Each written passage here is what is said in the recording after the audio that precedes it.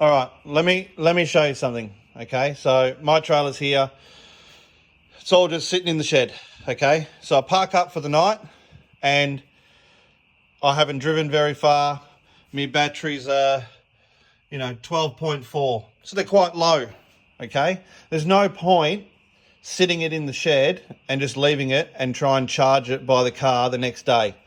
So what you find is your battery charger, right? Let me turn this on.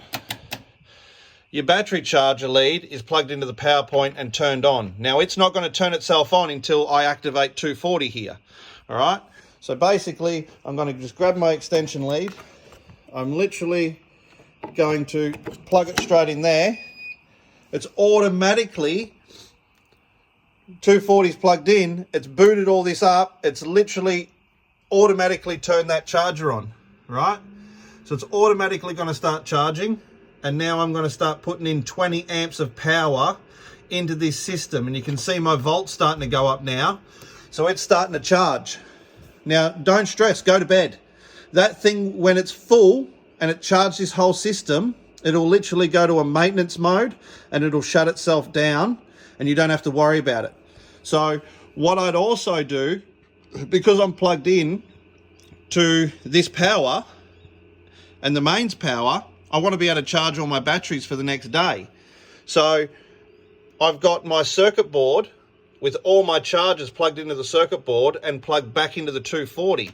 So I literally turn my 240 power point on, bang, all my chargers, all my batteries are going to charge, and then once they're charged, it'll shut itself down anyway. So you come out the next morning, all you do is pull the plug out, it'll all shut back down and you're fully charged. Your trailer's charged, your batteries are charged, everything's charged, okay? Now, if I was on site and I didn't have 240, I'd then have to take that circuit board out, plug it into my inverter and charge my batteries via my inverter.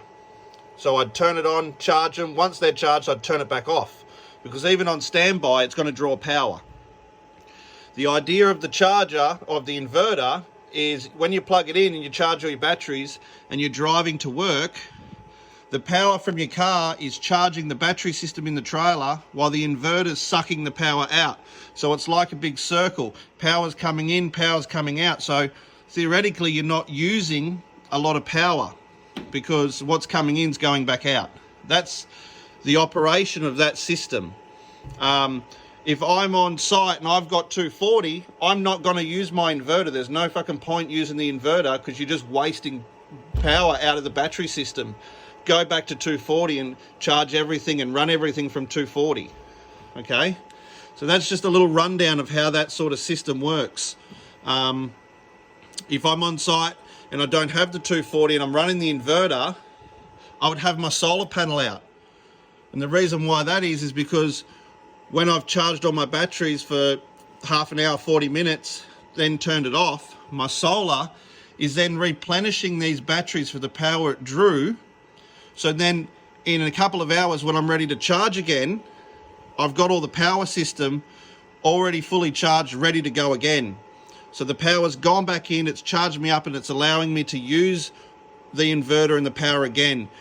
I suck all the power out and then go away, and the solar puts it back in. Okay, that's that simple cycle. Power's out, power's in.